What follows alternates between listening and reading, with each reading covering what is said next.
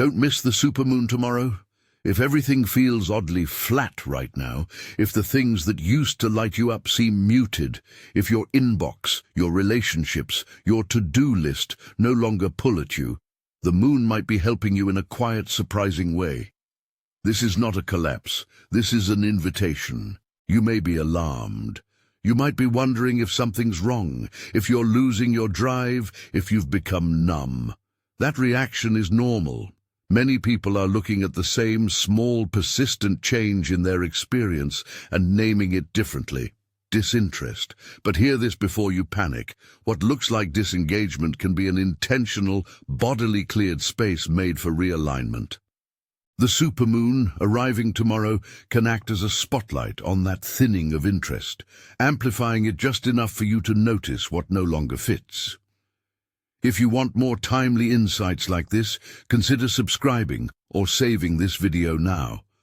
There'll be more guides for moments like this that help you move with intention. We tend to fear emptiness because we equate activity with worth. We admire visible hustle, loud ambition, the constant stream of updates and affirmation. The culture rewards attention-seeking and performance. But the universe, if you allow poetic language for a moment, or the pattern of seasons, cycles, and human attention has its own economy. Sometimes the right move is not to push, but to detach. Detachment is not the same as numbness. Detachment is a narrowing of focus, an internal decluttering that makes room for what truly belongs to you. Imagine a runway at night. Months of cluttered lights along the tarmac, glittering distractions, make it hard to see the path. Then someone dims the sidelights. For a heartbeat, the runway looks empty, almost barren.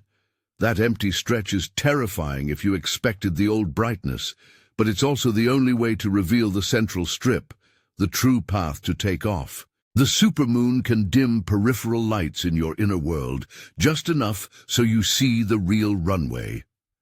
Let's be clear about language and limits. I'm not saying the moon will cause specific events in your life, like a guaranteed job, relationship, or miraculous cure. I'm not diagnosing you. Instead, think of the supermoon as an amplifier of a process that's already in motion, collective and personal. It can press pause on performative engagement, accelerate the release of obligations you've been carrying, and give you a rare chance to notice where your energy is actually going. Viewed this way, sudden disinterest is not failure. It's a filter. There are 3 phases I want you to watch for as this month's lunar influence unfolds, and each phase has its own tone and opportunity. Phase 1. The pullback, the peak of detachment. You'll feel it as a soft neutrality. Tasks, messages, even people you usually respond to with ease might momentarily feel like they belong to someone else's life. That feeling can be frightening. Is this apathy? You might ask. Often it isn't. It's the beginning of letting go. Think of this phase as the exhale after a long inhale. It's preparatory. It is not the final destination. It's a clearing. Phase 2, the quiet strength showing up. As the initial flattening settles, a steadiness remains, not loud but true. This is where the overlooked, the quietly consistent people find their center. The small investments you made, morning routines, the pages you kept writing, the steady kindnesses, the disciplined practice, begin to feel less like chores and more like anchors. They don't clamor for attention. They simply are. You begin to know what you'll return to when the spark returns. Phase 3. The selective spark returns. After the peak, a particular pull reappears, subtle, precise, and surprisingly effortless. It isn't an all-consuming hunger for more, it is an appetite for better, not more. It feels like a single thread tugging at you toward an idea, a person, a project that fits with your steady center. When it arrives, it's quiet but unmistakable. A spark you can follow without being pulled into someone else's narrative. That is your compass. How can you prepare for these shifts in the 24 hours before the supermoon peaks? Small, practical moves will serve you better than grand gestures. Here are 3 micro-practices you can do today that align with the phases and help you notice what's happening. First, a 10 to 30-second gratitude anchor. Sit quietly, close your eyes if you can, and name 3 things you are genuinely thankful for. No pressure to be profound.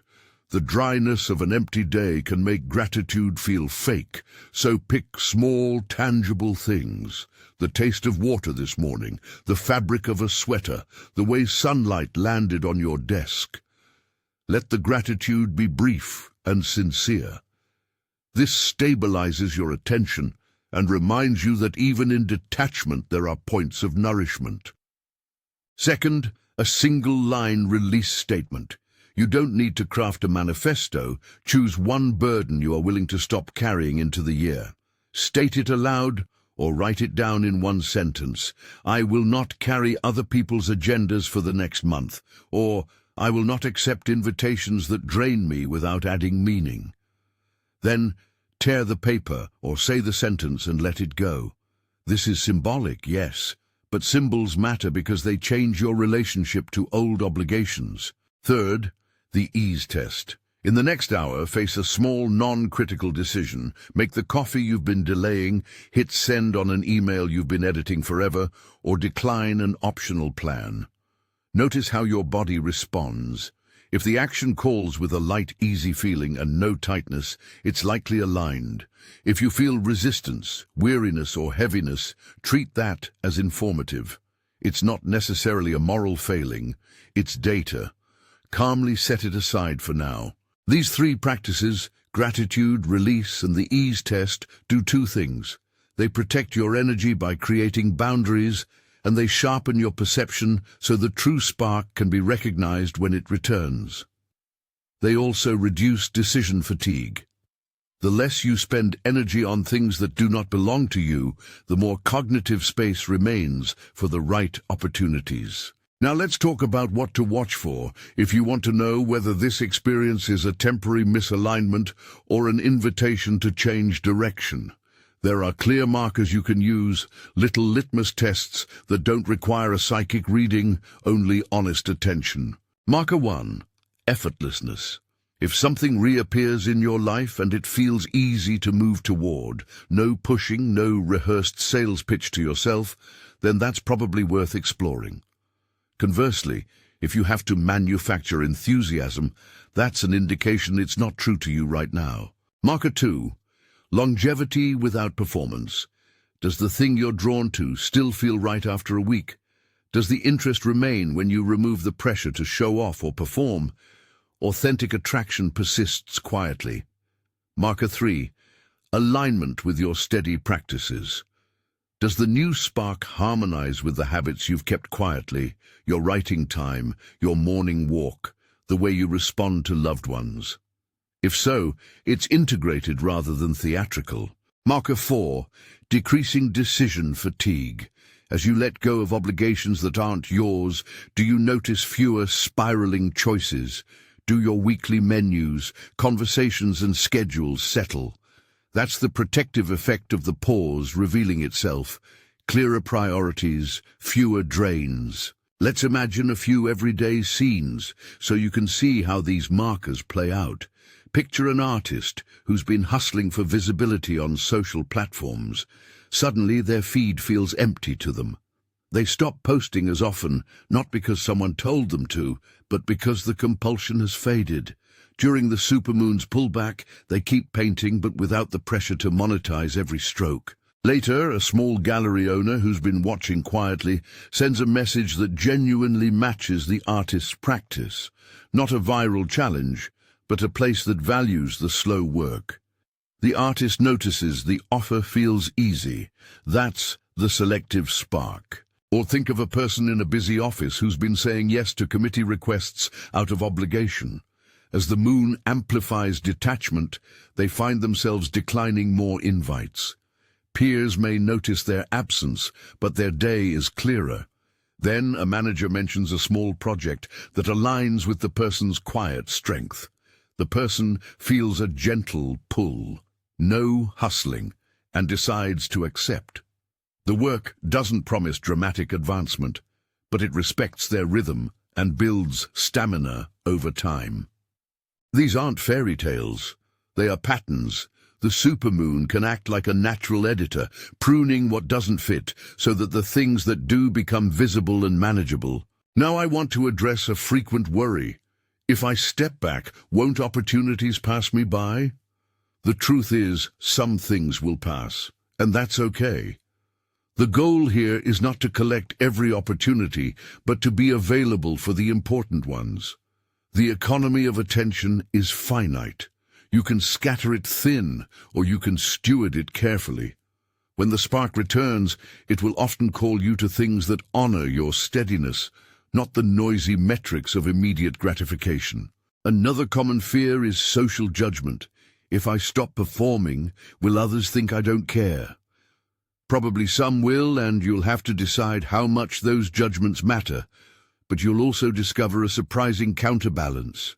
Many people will respect boundaries, and some will notice you for your constancy rather than your volume. The overlooked have a subtle authority. Quiet consistency accrues trust in ways loudness cannot.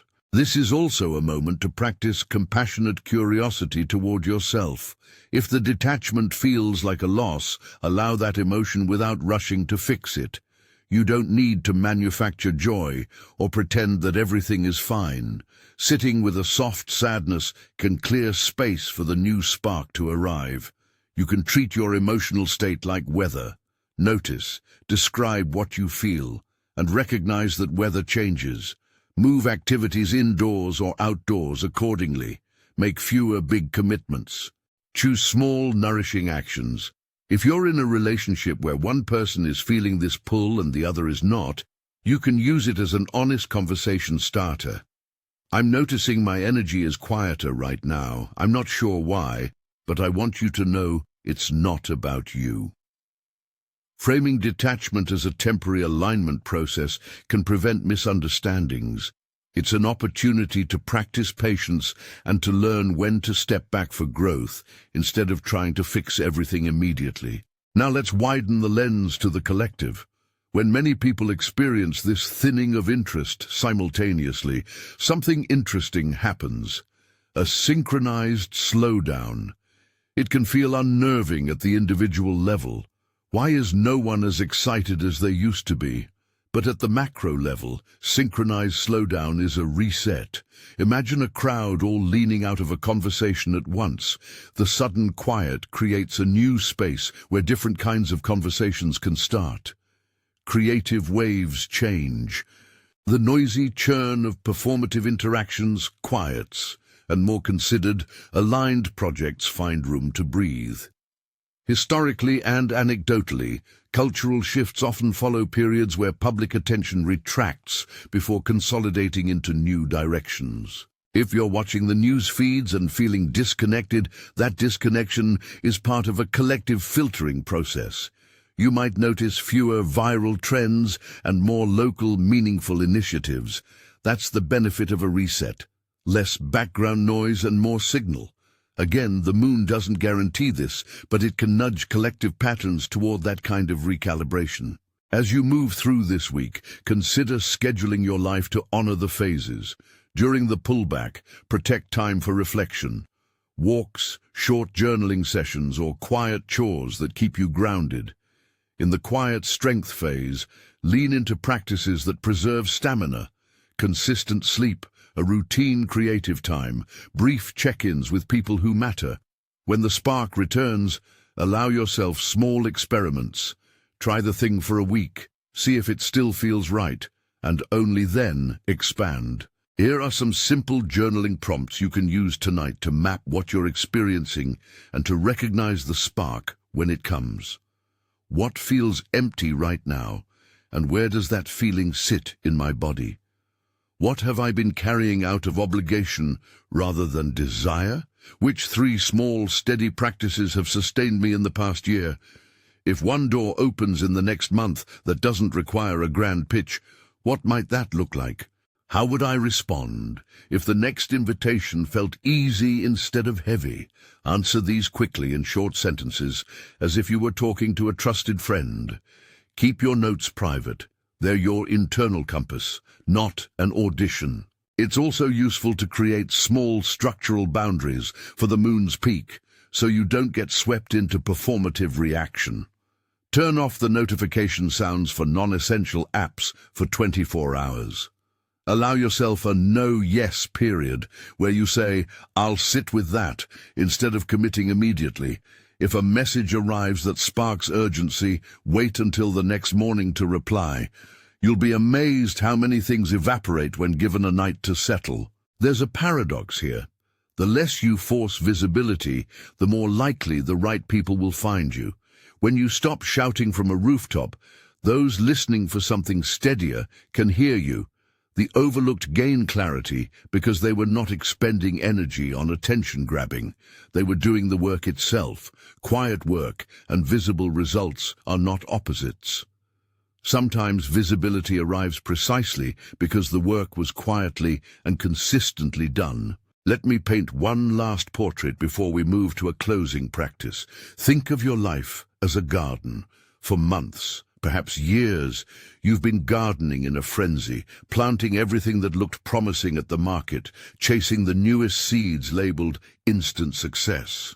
Then the season shifts. The weather calls for less planting and more pruning. You notice a patch that no longer produces and a plant that keeps returning each spring. The supermoon is like a gardener with a soft light who asks you to remove what's spent so the perennials have room. The work now is not frantic planting, but careful curation. Before we close, I want to give you a simple, repeatable practice for tomorrow. The Moon Minute. At the hour nearest you, when the moon will be most visible, take a minute, 60 seconds, standing or sitting still. Place a hand on your heart. Breathe slowly 3 times. Name one thing you are willing to release and one small thing you will tend. Keep both statements short. This is not a ritual that guarantees fortune. It is a practice that aligns intention and attention. Doing this once softly signals to your nervous system that you are participating in the season's reset, not resisting it. A gentle word about struggle and help. If your disinterest is accompanied by a sense of deep, persistent hopelessness or thoughts of harming yourself, please reach out to a trusted professional or a helpline. This message is about alignment, not clinical conditions. If you're in crisis, contacting a therapist, a doctor, or a local support line is a responsible next step. Finally, remember what to watch for in the days after the supermoon. The return of a specific, effortless pull towards something that fits. When that happens, you won't need to convince yourself. You'll recognize it because it offers energy rather than consumes it. It will likely align with the quiet practices you've kept through the detachment period. That is your signal to take small steps, a short email, a tentative day commitment, a trial week. Build slowly. Honor the pace that protected you through the thinning of interest. In summary, don't miss the supermoon tomorrow, because it may highlight a profound process already underway. What feels like disinterest now can be the very prelude to clearer direction.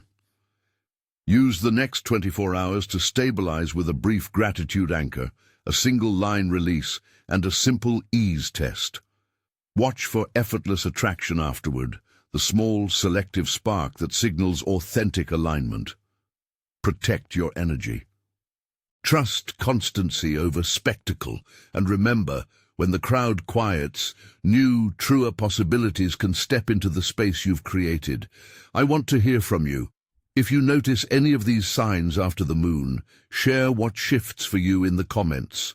What felt easy, what you released, or what quiet spark arrived. If this message helped you make sense of a confusing pause, subscribe for more practical guides and forecasts that help you move with intention through changes like this. Take care of your attention and look up tomorrow. There's something wise in the sky prompting us to sort, slow down, and choose more carefully.